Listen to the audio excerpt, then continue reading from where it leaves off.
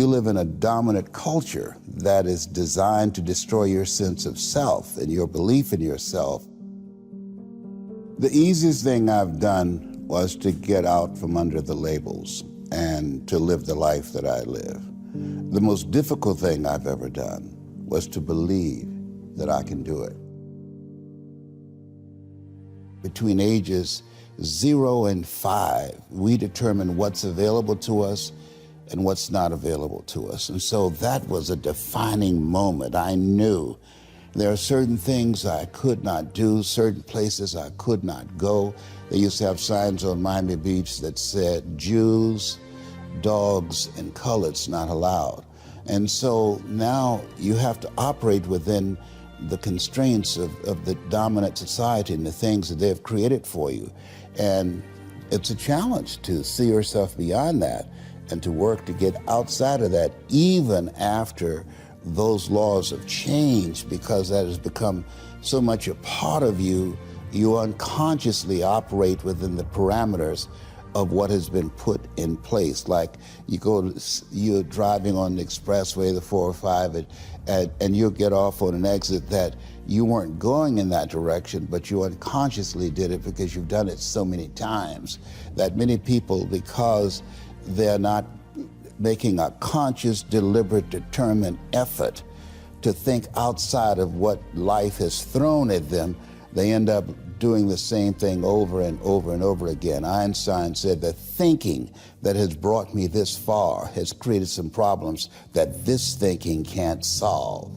And so through relationships, through reading, through studies, through goals and dreams beyond your comfort zone, it allows you to begin to live out of your imagination as opposed to out of your history. Disney said, the imagination is a preview of what's to come. They have to expose themselves to something that will give them a different vision of themselves. And in addition to that, they have to put themselves in a community of what I call OQP, only quality people. A gentleman who dramatically transformed my life, I was a junior at Booker T. Washington High School in Miami, Florida, and I went in his class looking for another friend, and he said, go to the board and work this problem out for me. I said, sir, I can't do that. He said, why not? I said, I'm not one of your students. He said, do it anyhow. And the other kids started laughing, saying, he's Leslie, he's DT. And he said, what's DT? His brother is smart, but he's the dumb twin.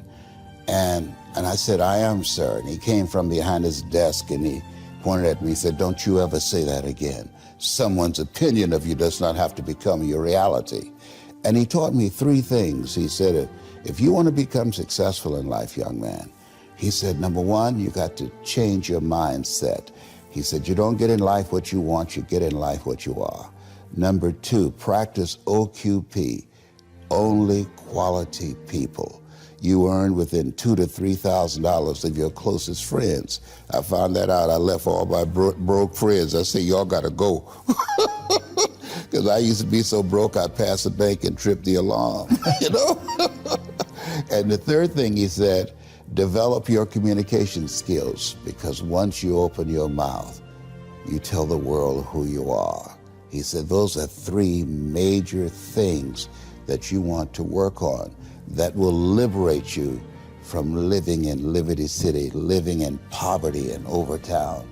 It will help to escape out of where you are right now, because I see you watching me and I know you want more. I can see the hunger in your eyes. You get hungry by finding something that's you. I believe that all of us are born unique, but most of us die copies. You got to find out what is it that turns you on, what resonates with you. One of the things that I realized and what allowed me to become successful as a speaker, the speaking industry has been hijacked by people who speak to sell, and it's okay to do that and make money. I speak to change lives because somebody spoke and changed my life. So this is my passion. This is my drive. This is something that I feel in my heart. And so the key to that hunger-driven life is a heart-centered life.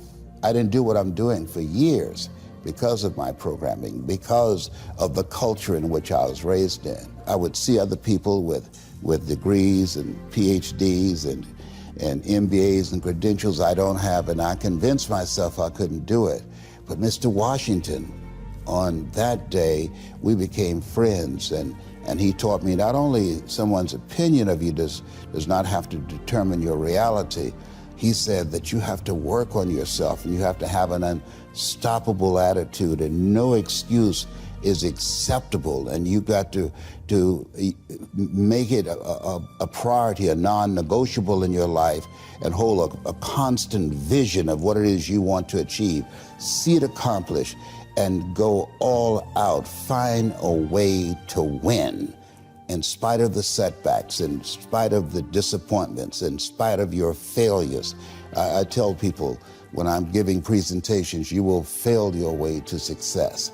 I have a saying, as life knocks you down, try and land on your back, because if you can look up, you can get up. And so those experiences of going after goals that's beyond your comfort zone, and having relationships that will challenge you, and surrounding yourself with coaches and mentors who can take you to a place within yourself that you can't go by yourself, because you can't read the label when you're locked in the box.